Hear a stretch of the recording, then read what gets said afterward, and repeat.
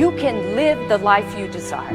It's right there in front of you. But in order to achieve it, you must first see it, then believe it, and then you must graciously ask and train your brain to help you execute your vision.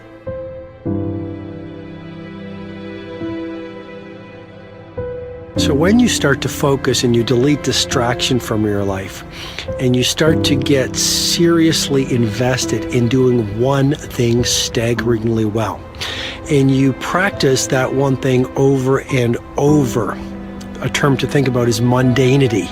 You do one simple, seemingly insignificant thing every day around your main skill, and it's very mundane, but small daily improvements over time lead to world-class results.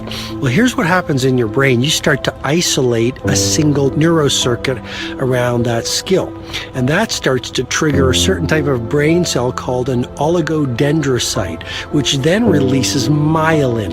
Myelin is a fatty tissue that starts to wrap around that single neurocircuit related to that main skill you've been practicing.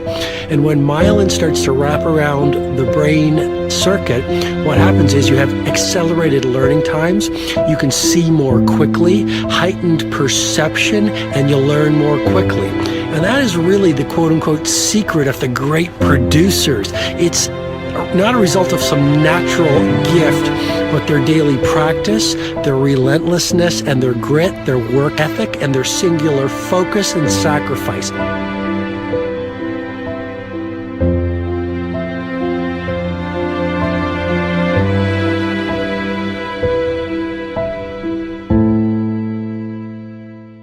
A great life is built not by revolution. A great life is built by evolution. Small and steady wins the race. What you do every day is far more important than what you do once every decade. I want you to really think about that idea. What you do every day is simply your life in miniature. And as you live every single day, so you're crafting your life. What you do over the next hours is really building your future. And if you can just get every single pocket of 24 hours right as best as we humanly can, the rest of our life is going to take care of itself. So small wins matter. The scripture says we will eat the fruit of our words. You are planting seeds when you talk. At some point, you're going to eat that fruit. My challenge is make sure you're planting the right kind of seeds. If you want apples, you have to sow apple seeds.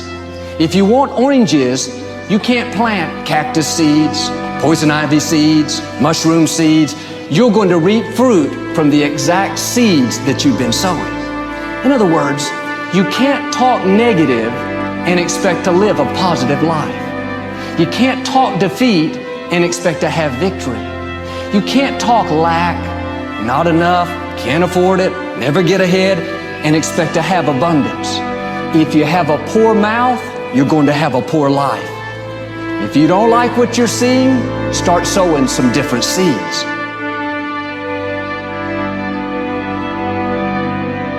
We may not realize it, but we're always feeding ourselves. What we watch, listen to, the people we're around, the thoughts we're dwelling on, that's feeding our inner man. If you go to lunch with people that talk bad about the boss, make fun of a coworker, put down a friend, they're feeding you gossip, feeding you jealousy, feeding you disrespect. Here's the key. Whatever you feed is going to grow. You may not like what they're feeding you. You're a nice person, but if you continue to hang around them, before long, you'll be gossiping, you'll be critical, you'll be disrespectful. Why? Because you kept feeding the wrong things. If you're always feeding negative thoughts, thinking, I'll never get well, I'll never meet the right person, you're feeding doubt, feeding mediocrity, feeding fear. If you know exactly what you want to be, you need to spend as much time with people that are actually that already.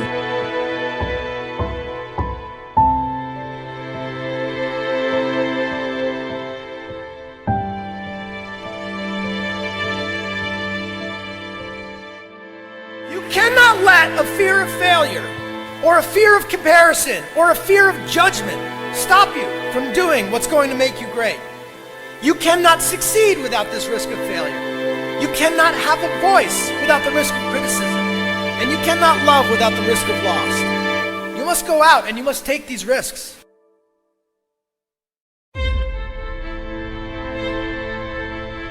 You don't have the time to waste time, because time doesn't wait till you discover your purpose.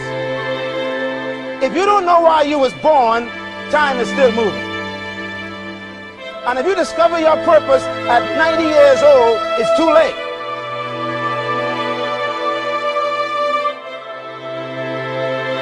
You don't know how young you are. What if you die in 2 years? You're pretty old right now. You got 2 years left. And if you're 50 years old and you're feeling discouraged, well, remember the advice about planting a tree. When's the best time to plant a tree? 20 years ago or today? So if you're 50 and you feel like life left you behind, well, get started right now.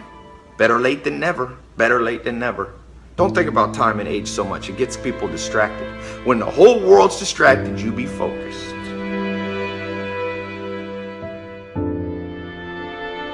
You have to trust your own voice, your own ideas, your honesty, your vulnerability, and through this you will find your way.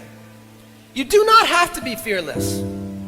Just don't let fear stop you. Live like this as best you can, and I guarantee you will look back on a life well lived. You are capable of greatness in your profession, and more importantly, in your quality of self. Stay hungry. Stay young at heart. Take those risks. You are going to change the world around you in big ways and in small.